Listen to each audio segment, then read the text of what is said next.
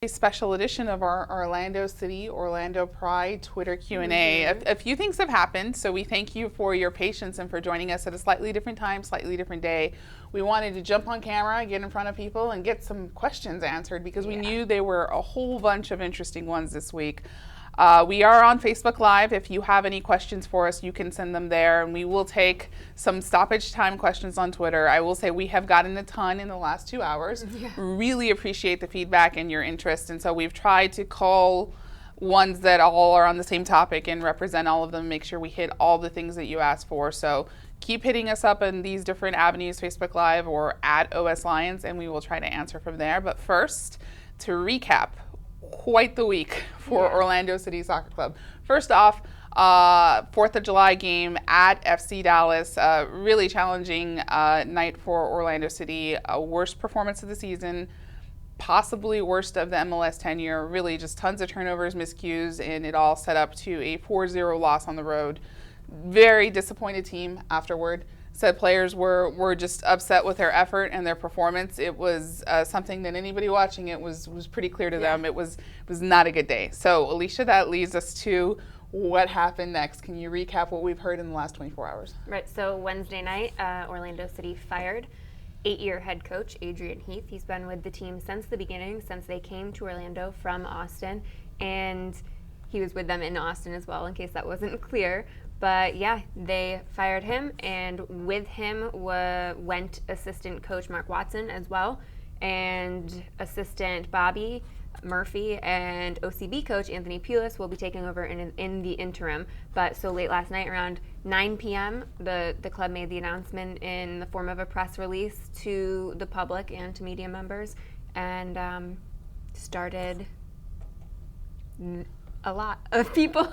Very startling, yes. Yeah, startling to a lot of people, despite the performances, the poor performance against Dallas and the U.S. Open Cup loss and the multiple draws that they've had this season. Despite all of that, a lot of people expected Adrian to have a little more time, maybe to be able to bring some players in the transfer window and see how it went, to turn the team around, especially because they were in 7th.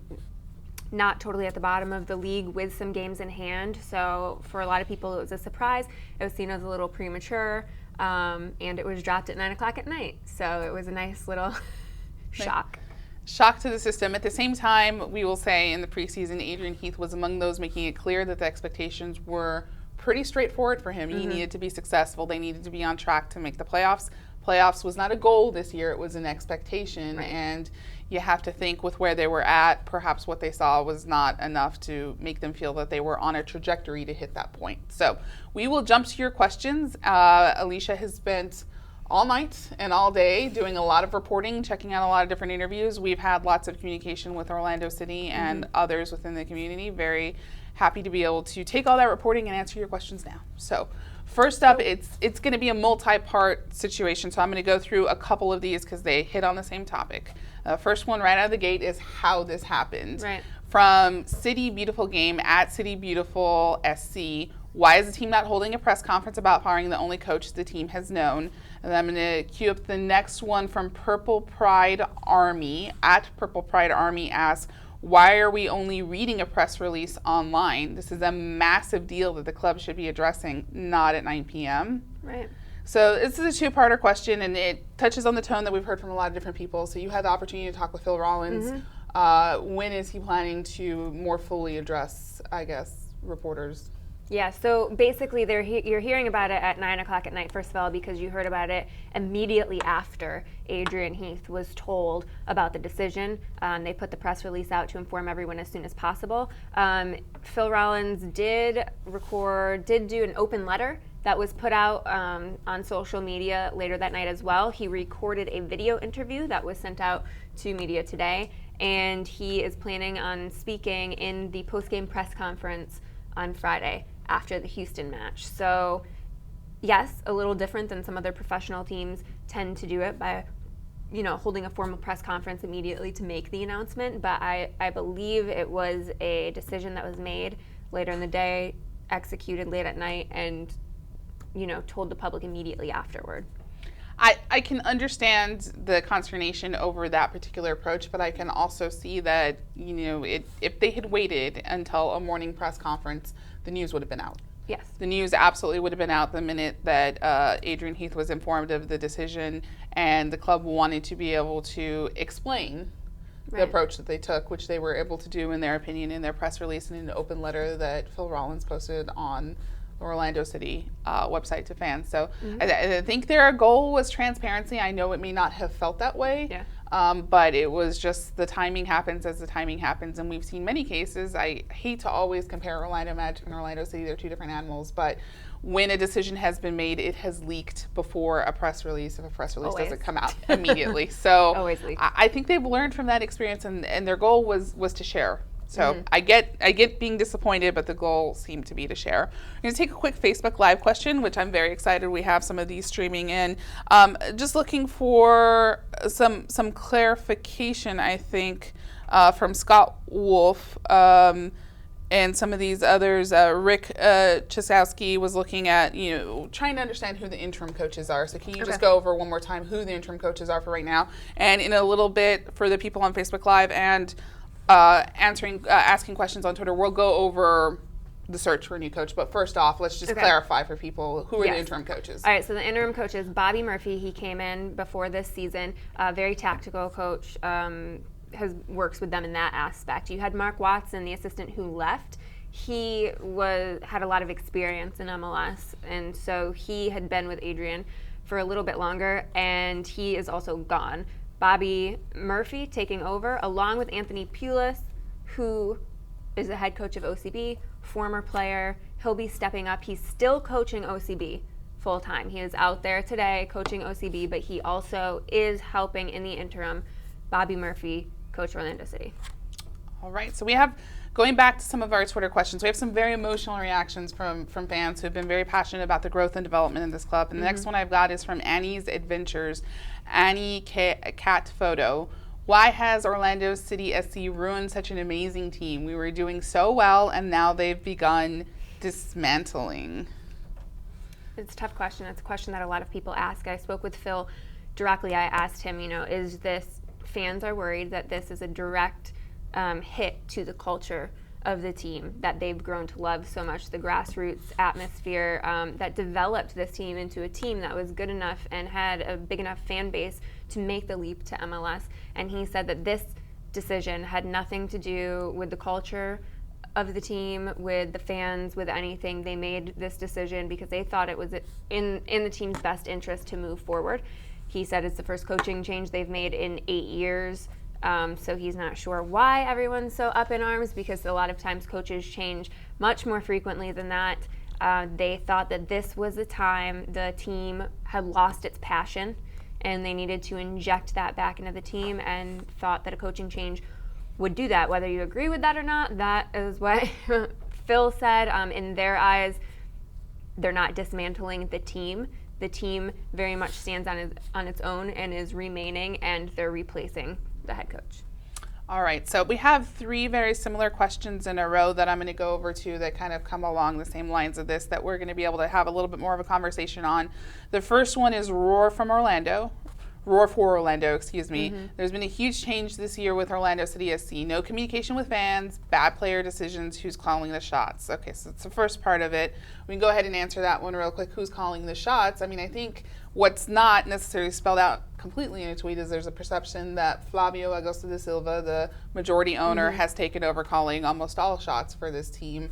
Can you talk a little bit about the balance and how the group came to the decision? Was it a group decision, or was it really just Flavio decided to part ways with Adrian Heath? Phil said it was a group decision. He was very emotional about it. Adrian was a very close friend of his. He said he's fired 5 coaches in his career, and none of them have been this difficult for him.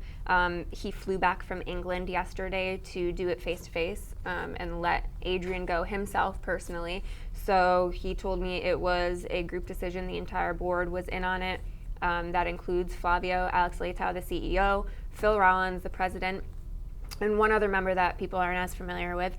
But Flavio still is not in Orlando. He is living in Brazil at the moment.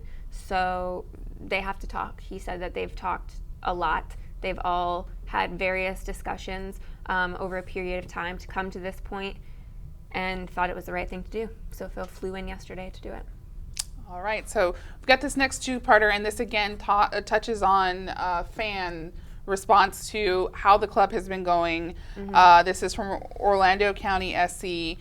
Do people around the OCSC office acknowledge how badly they've screwed things up on and off the pitch over the past 8 to 12 months? And the second part of his question, they do understand how grave this situation is. Do they have an air of ego invincibility? They are so distant from us now. So did Phil touch on fan connection, how important fans are at this point for the club? He did touch on fan connection. He used the game, the big game right after the Pulse shooting, as an example how their fan connection has not waned at all. But in answer to your question, I know that a lot of you are feeling that way, and no, they're not acknowledging that there's been any screw up in the front office. I don't sense an air of entitlement or invincibility.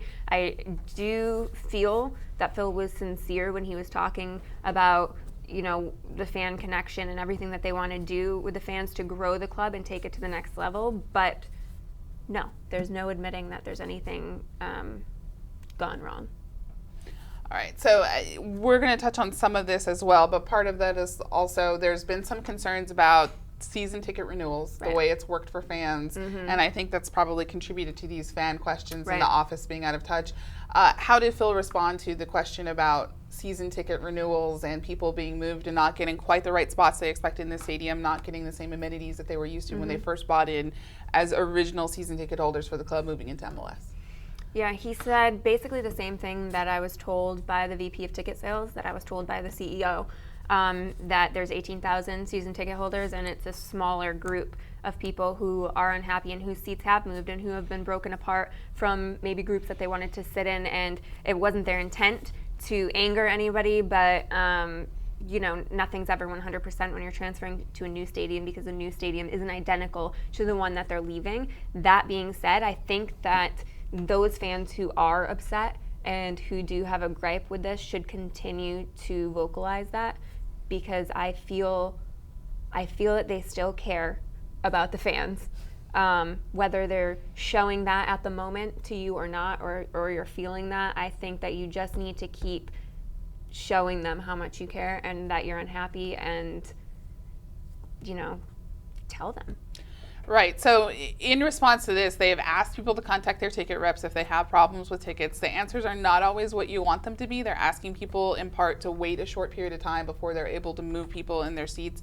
They also have kiosks at every game for the remainder of this month, during which they will walk through with people what their options are on the season ticket renewals. And it's my understanding, they've told us they want to be accessible. So take these questions from us to them. I think that you can continue to feel like you have an opportunity. I fully expect to see Phil Rollins out and about mingling with people. I fully expect to see ticket reps there available for you to talk about what the future of the club is and what the options are. So if you're feeling like you're losing touch, I agree with Alicia.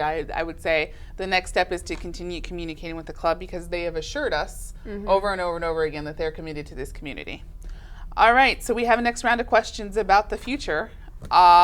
City Beautiful Game. Does the board have a short list in mind, and have they already reached out to coaching candidates? And then we have another one very similar to this from Scott Lehman. What names would be on the OCSC short list for coaches? And then again, Facebook Live, a bunch of people asking the same thing. So what do you think? Where are we at with the coaching search? No specific timeline. They said they want to get someone in quickly, but they wouldn't say how quickly that is. I asked multiple different ways if they would get a coach in who will have the time to make his mark on the team by bringing in people in the transfer window. I got no comment on that. I did ask if there will be any big names on this short list of 3 to 4 people that they mentioned that they're excited to start interviewing, and was told yes, there will be names that people recognize on that list. I asked if there will be people on the list with ties to the area, and was told no comment. So listen, 3 to 4 people, short list. They're hoping to bring someone in quickly. There's no specific timeline. So just have to wait. They're starting the interviews. Part of that no specific timeline was not wanting to put a deadline on something that they don't know how long will take. They want to reach out to these 3 or 4 candidates. They want to do full interviews. They want to do it without the candidates knowing about everything that's going on, and see where it goes. But there have been some interesting names thrown around on social media. I know you guys have mentioned Dunga, which I would be surprised after his comments about MLS and Orlando City. Don't think that one's happening. I'm saying no. I'm going to go out on a limb. I usually don't strike out that. I'm going to say no on Dunga. Another big one was the U.S. men's national team assistant, Jason Kreis. Phil Rollins said he wants to bring someone in who's not only committed to the philosophy of the club, as far as the culture and the community and things like that, but also someone who's committed to their style of play. He doesn't want to take a sharp left or sharp right away from what the club is already doing, because that can be really difficult for a team to adapt to. He wants someone who will come in and keep the attack-oriented, high-pace style of play going, and he wants someone, he said, who is familiar, who either has coached in the United States before or who is familiar with coaching in the United States, with MLS, with the league rules, which is a big one, especially the roster rules, because those can get confusing with the caps and the different types of players, designated players, all those types of things. He wants someone who's familiar and can use that to the club's advantage and has experience coaching in the United States. All right, so it's quite a bit of detail in there, some very interesting tidbits, and they're obviously moving as quickly as possible to bring that stability. Our next round of questions center on a player, star player, Kaká. Mm-hmm. First one from Steve Elias at Vanian170. Do you think Kaká has in any way justified his purchase? Aside from shirt sales and his time in the community, on the field he has bombed, same for Shea. And then one other question also from someone a little critical of Kaká as well, SM19. Mm-hmm. At SM8019, when is Kaká leaving? Is there a plan in place to get rid of him? If not, why? So lots of criticism for Kaká. Yeah. I mean, he's had a lot of injury issues, a lot of challenges, and hasn't lived up to his own expectations for this year, much less what everyone else would have wanted for him. You had an opportunity to talk with him today. Mm-hmm. So has he justified his existence, and do you expect him to leave anytime soon? If you were looking at just last year's performance, has he justified him being there? I would have said yes. This year, no, not yet. He's missed half of the games. He's missing another one on Friday because of an injury. It seems that he's really plagued with injuries this year. Thigh strain twice, hamstring injury, now a calf injury. It's tough for the team. You have, more than $7 million player not at half of the games. It's, what else can be said? No, he hasn't justified it this year, but last year, I think people are a little hard. They remember one injury towards the end of the year and kind of use that to say that he was always injured, but he played more than anyone else last year on the team. So last year he did well for the club, and I think justified himself. But this year, no, it's been a tough year. It's been a tough year. At the same time, when he's been on the field, he's made an impact. Mm-hmm. So when he's been on the field and at full strength, I understand the FC Dallas game was really horrible, and obviously he stepped out with injury at that point. But at the same time, I think that the games that he's been in, he's been a factor. And Adrian, on more than one occasion, has told both of us that he wants him on the field. Yeah. The team is better with him on the field. He did not want for his play, for his leadership on the field. I mean, if you watched, which game was that? The Toronto game. Mm-hmm. If you watched the Toronto game with just him on the field, he wasn't scoring the goals or anything, but you saw Kevin Molino and Adrian Vinter, connecting more than they ever had and looking more dangerous than they had all season. So having him on the field is more than just his play. He's really a leader and an organizer. It's just that he hasn't been on the field this year. That's a really tough situation to be in. And I know it's also hard to have somebody who seems like, oh, why can't you play through that situation, mm-hmm. given his age and his long-term goals, which are to be here through next year, to try to win a championship by the end of next season. Because he's not going anywhere. Because he's not going anywhere. Yes, that's what I was headed toward. Then he's going to step away. He is going to take the time and take the injury time as soon as he feels something adverse. That is the way that he is going to try to condition himself. And he's not alone in major MLS transfers who have done that. Major international players who have come on board. And he's a far cry at this point from Frank Lampard in terms of lack of playing time. So I think he's done more. I don't think it is fair to call him a bust just yet. Did Kaká have anything else to say today? It seemed like he was asked if he had a role in this coaching change, and he seemed pretty emphatic that he did not. No, he said that he didn't have a role in what happened. I asked him specifically if the team still believed in Adrian Heath at the time of his departure, and he said yes, they really liked Adrian. They loved the passion that he brought for the team. They loved everything that he's done for the team over the years. They thought he was a good coach. But they're professionals and they need to move on and they need to accept that this change happened. And though it might be tough and they're sad to see him go, he also said it really lit a fire under them to show them that the club is not happy and is not okay with what's happening on the field. And they can change the coach, but if they don't change themselves, then this problem isn't going away. And they might be the next ones on the chopping block. So he said this has really woken the team up. So we just need to see if that translates to performances on the field.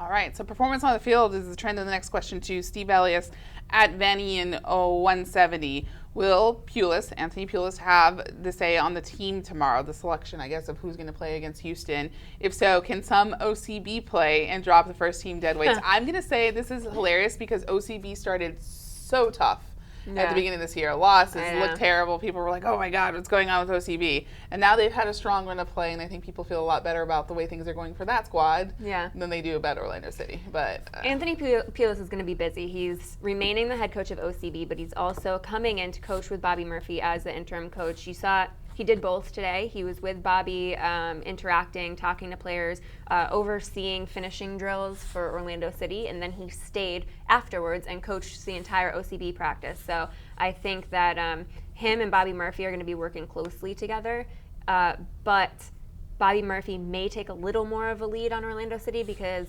Anthony is still going to be tied up coaching OCB. Right, and they have a road game, so that's going to be a bit of a challenge. I think it seems the tone and direction of the team right now is not straying immensely far from where they were with Adrian. They did compete one game this season without him. It did not go well, but there's a general mentality and everything. Sporting KC game that was, if anyone. Yeah, forgot. It was a bad road game during which Adrian was suspended. But I think, obviously the ingredients are there, and that's the direction they're most likely to go. Yep. All right, so you can continue asking questions on Facebook Live, seeing some commentary about how things are going. Some criticism about the timeline. Neil Falcone Jr., why make this change now if you don't immediately have a replacement ready? So any thoughts on the timeline? They thought mid-season was the right time to do it because they thought they gave him enough time to show what he could do with the team this year, but also gave themselves enough time to make a change and turn the team around in time to make the playoffs. Now, the day that they did it is a little, they say they think it was the right time. To everybody else, it looks like maybe not the best time because there's a game on Friday, and then right away they swing into probably one of the toughest competitive months of the year. July is really hard. Next week they have a swing trip. They go to New York, then they go straight to Vancouver. Then they come back, and about 4 days later they go to Columbus. I think it was something like 7 or 8 games in 28 days, and a lot of them road trips. So yeah, it's a tough time, and any coach that comes in is going to have to jump right into it. All right, well, it doesn't hurt that the first one is against another team that had dealt with a coaching change and had some challenges on their end with Houston, and then I think they're fortunate that Columbus isn't quite as strong as it was last season. So there's some relief there, but it's definitely going to be a challenge. All right, so next question. We had a lot from Steve Ellis. Steve, I just want to say thank you so much for asking so many different questions, Steve. Wide range of things. I think you hit on a lot of things that fans were curious about. So Vanian 170, Steve Ellis. Why can't Batista start? He looks fully fit, in great shape, and one of the few that puts passion in his play. So passionate player. Very Julio passionate player. Batista picked up fairly recently in the season from Brazil. What's his story? Performs well when he's put on the field. I think from people who are watching just the games, they think exactly what you just said. Why isn't he starting? Why isn't he playing more? Because you put him on and he makes an immediate impact. He's either, getting dragged down in the penalty box for a kick that wins the game. He's scoring. He's attempting a bicycle kick and almost knocking Kevin Molino's head off. He's just a very dynamic player when he goes out there, very physical, huge guy, obviously the beast. But he's also an older veteran player, and part of why he's not starting could have something to do with the fact that he puts so much into the games when he's out there, he can't sustain a full 90 minutes. He needs recovery time. He can't just bounce back and play as much as some of the younger players. I had been asked this question too while working on game coverage as well with Alicia, and people have asked, well, why don't you try him for a match? You don't know until you actually try him. But actually, the recovery methods that they have put him for extended period times into games, and you can tell immediately from the next day. They have great metrics on whether players are able to really hold up, whether they're able to compete at the highest level, and I think he is a super sub. I don't see them moving away from him as a super sub. They brought him in to be a super sub. And I think he has more than adequately served that role. He's been tremendous for them, and he is very excited for every opportunity that he gets. Yep. It doesn't strike me as somebody who's like complaining about his role. Not at all. He seems very much intense and out there. And something interesting I saw yesterday before the world got turned upside down for them was, the main team, anybody who plays extended minutes during a game the next day after, you'll see them more inside in the inside facilities doing recovery work, doing regen work, trying to, ice off and do a bunch of different techniques that are very elaborate to try to help them recover quickly from all they've put their body through. And those who didn't play as much, or the OCB players who have come on to help the team, are outside on the field training. And so the last two people off the field that day were Haji Berry, somebody who is known for his commitment to push and try to do that, and Julio Bautista, who was working with him, trying to help him along and trying to mentor him. Well, that's the reason why he was brought in as well, not just to be a super sub, but to mentor Kyle Aaron and Haji Berry and the young forwards on the team who can really learn a lot from Julio. So he's serving a role, an additional role off the field that you're not seeing as well. All right, so we've got two-part questions on the front office operation there. First, though, Steve Ellis, one more question. I keep forgetting Steve's got all these great questions. Vanny in 170. When will the club purchase a true quality striker to play alongside Laren? What's going to happen in this transfer window is a little up in the air now that Adrian has gone, but Phil said that the moves that they've been working on for weeks. So it's not just like that's all going to go out the window because Adrian's gone. And Adrian did mention that he was looking to bring on another forward. So I'll keep an eye on it. I think there might be a possibility that a forward is brought in during this summer transfer window, and I'll let you know as soon as we've got it confirmed. Yeah, that's the thing. I would tout Alicia's coverage here because she has been on top of all the things that are confirmed, all the things that you can trust, and slightly ahead of the press release yesterday before announcing that Adrian Heath. 4 minutes? Yes, it's a good quality 4 minutes. So keep following at OS Alicia D and at OS Lions because that's where you're going to see all the latest confirmed information first. We do have two questions in a row, kind of similar topics. Marshall Johnson at Buster MJ. Any new transfer rumors either in or out of the club? And then one more after that from Orlando City SC Brazil. Hello. Hey. I know you asked lots of questions. Blog Orlando City. How is it going with the CV from Uruguay? So those discussions are still underway.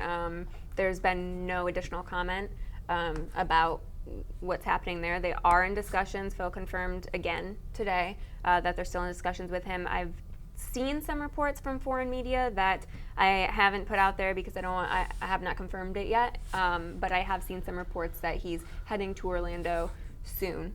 I'll keep an eye on that, and I will know as soon as he gets here, obviously. Right. So, but I think he's a player whose discussions are further along than others. This is, for people who don't know, Aja is a player from Uruguay, and that area is one. If you were going to go into the transfer window as Orlando City, the one area you would hit first would be? Yeah, defense. I know they have 3 or 4 defenders on their list that they were looking at previously, but yeah, he's probably the one that's furthest along. They have so much to do. Once they identify a player that they want and they go after and they start discussions with the team, even if they come to an agreement, he has to pass the physicals, which become, I was told, much more difficult these days with MRI. Before it was just x-rays. They look at the x-rays, all good, send them, and then all of a sudden you get them and there's something wrong. Now, Adrian Heath told me last week before he departed the organization that with MRIs, nearly anyone who's played 9 months or more of soccer has a knee issue that is picked up on MRI, and it can be really difficult to pass. You see someone who looks healthy and looks good, and then you find something in the physicals, rules that you don't like, and things can change after an agreement is already made. And then there's international transfer paperwork, and there's just a lot of steps that they need to do to finalize these guys and get them over here. So. All right, so we heard a lot about that. That's going to still continue. Now, the next two-part question, again, Steve 19 at Sleeve Flamature. How come a GM hasn't been hired? It would make sense to do this before hiring coach. I'm fine with Heath being dismissed. And then this is one part. The second part of this, also from Steve. But I'm not confident in the process to hire his replacement with the lack of an experienced front office. Thanks. So there's some confusion about who works in the front office, GMs, et cetera. Can you clarify where things stand? Right. In my experience, there's the assistant GM, Nikki, has taken a big role as far as bringing in international players, scouting players, identifying players, and negotiating contracts and things for them. So it feels to me, in my experience and what I've heard from different front office staff through talking to people through this whole process, that he has taken on a larger role than most assistant GMs would, maybe even a GM type role, though that's not his title. So he's experienced in negotiations, he's experienced in scouting and player identification, and I feel like he's really taken the lead on that. Very good, very interesting. I don't think a lot of people had recognized him, and he was someone, when he came in quickly, it was sort of under the radar and everything had happened very quickly, but was widely praised.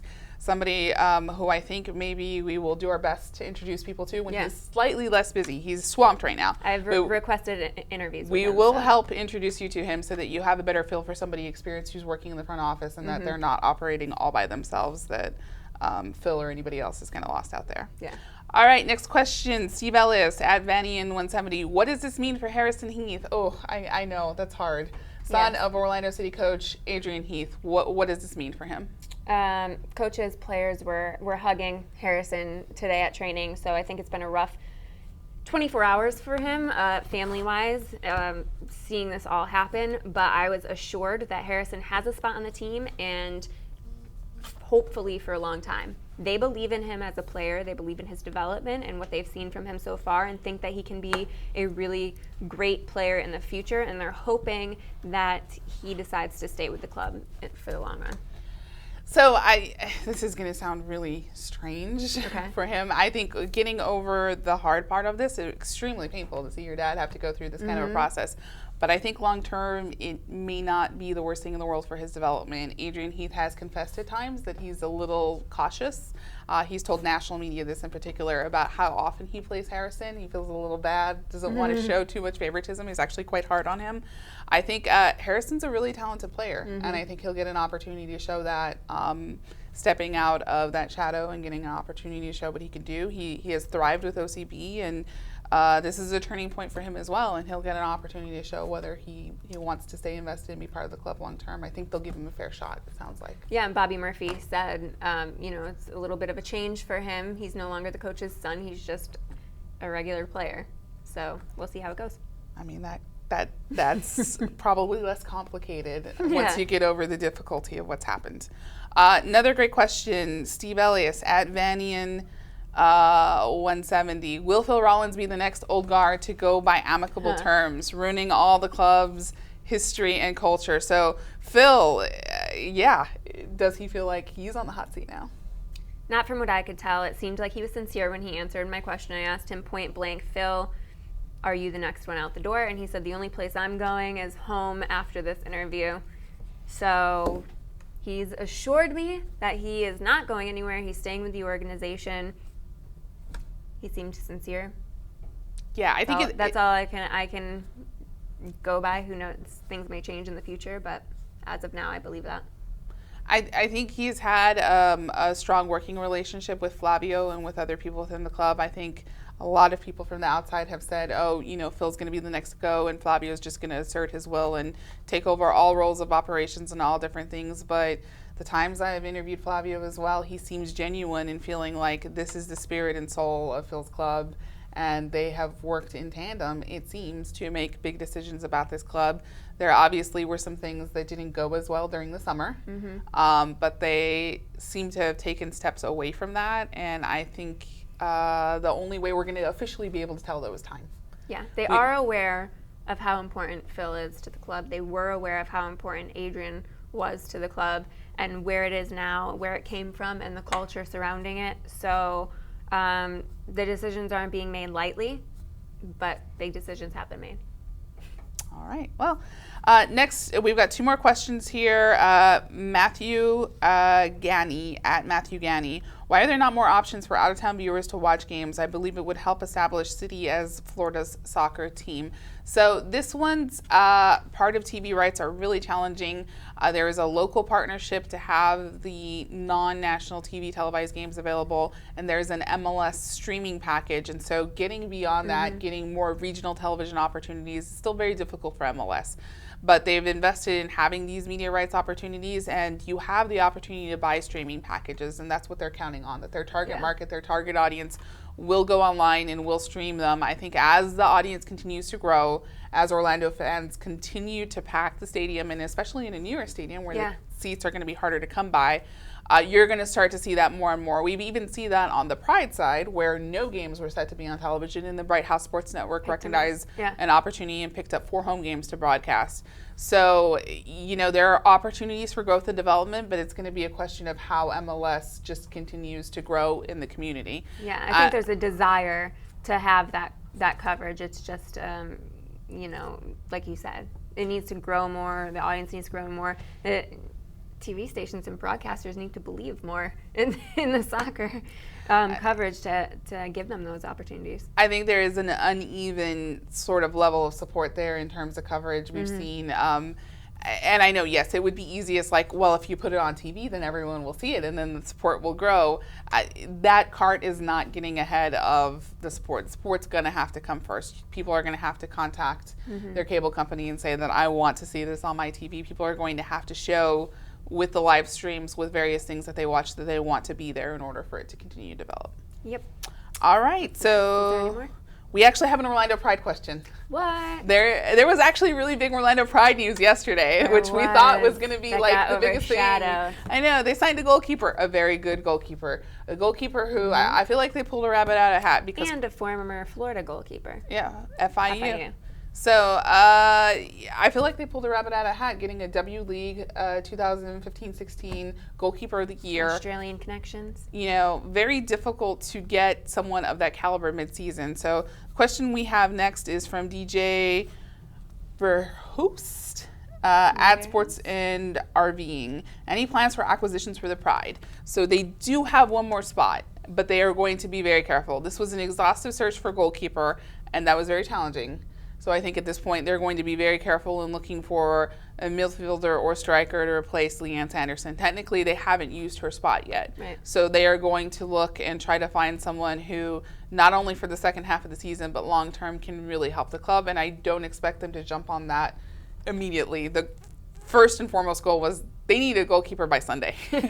By Sunday, unquestionably. And they wanted to get a high-quality one who could help them, because we talk about how many games the Olympians are going to miss, and technically they're only supposed to miss at most 4 games. This was actually more than they were thought to, because the training camp started a little bit early. That's unfortunate for the league. Then you have the whole month off for the Olympics, and they should be back, right? Except if the U.S. team wins a gold medal, as they probably are going to be favored to do, then there could be a victory tour. And if there's a victory tour, that takes your players out of contention to come back. So you still lose Alex Morgan and Ashlyn Harris. So you needed somebody who was good. Somebody who could be in there for the long haul. They feel very confident and upbeat about that. So they slid that in under the wire during what we thought was going to be the big news of yesterday, but it was not. So, all right. Any more? Any stoppage time? No stoppage time on the Facebook Live. I appreciate you following us on Facebook Live. I'm going to take one quick second to check the OS Lions questions. I can't check because I lost my phone and I'm stuck with this thing. It's very sad. It's weird. It's a temporary phone. Alicia's had a rough day. Lost her phone. It's been very difficult. It's very traumatic. It is. All right. That's a wrap. I think we've got a lot of duplicate questions, a lot of different things. We appreciate everyone who responded so quickly. Let's take a quick look ahead. They do play a game. They do. Orlando City Tomorrow? versus Houston. What do you expect from this game? you know. It's going to be very interesting. It's going to be interesting to see. I really want to see how the team responds to Adrian being fired, because I think that's going to set the tone for not only the rest of this month but the rest of the season. Because if they can rebound like Aka's hoping they do, and get the kick in the pants that they needed from this firing, it could turn their whole season around. And likewise, if they don't, it could set them down a spiral like last season, where it's too hard to come out of, too many slumps, too many games lost. So it'll be interesting to see how they respond to this. Obviously, Kaka's not going to be on the field because of the calf injury, so that's another obstacle to overcome. It hasn't been the greatest week for Orlando City, so we need to see how it goes. Well, it's fortunate they're going up against a Houston team that has struggled at times this season and had gone through its own coaching change, has been one of the weaker teams in the Western Conference. So if you're going to have a matchup like this is the one, I would think. True.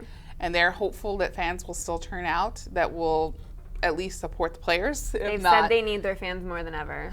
If not anything else, they're hoping that they can ride that fan support. It's a later in the night kick, but they're hoping that their training and their fitness also helps them come through the heat and humidity, and that they can get an edge there. Yep. Then on the other side, Orlando Pride hosts the Boston Breakers after a 2-week break. They were coming off of a frustrating, disappointing, awful loss to the Portland Thorns, during which they played their very best soccer and then let up at the last 10, 20 minutes of the match. Was really unfortunate. So they've lost 6 players to Olympic call-ups. However, they've had... Again, another game. 2 weeks to train. They have 2 weeks to train, so they've lost those. So the Pride plays the Boston Breakers on Sunday. This is the last place team in the NWSL. They have 4 points on the season. So this is another good opportunity for the Pride to try to come together, to gel, to do what they can in front of the fans, and for new players to take advantage of new roles. So we'll see. Is it going to be a weekend of renewal? I don't know. Or horrible loss. One or the other. I think it'll be renewal. Let's see. So follow all the latest updates to get all the latest news. You can follow Alicia DelGallo at OS Alicia D. Again, transfer rumors, other things. If you want confirmed information, what's actually happening, follow her. Also at OS Lions. That is our main Orlando Sentinel soccer account. That's where you're going to see all the updates about all the games and all the transfer information. With Alicia DelGallo, I'm Iliana Limon-Romero. Thank you for joining us.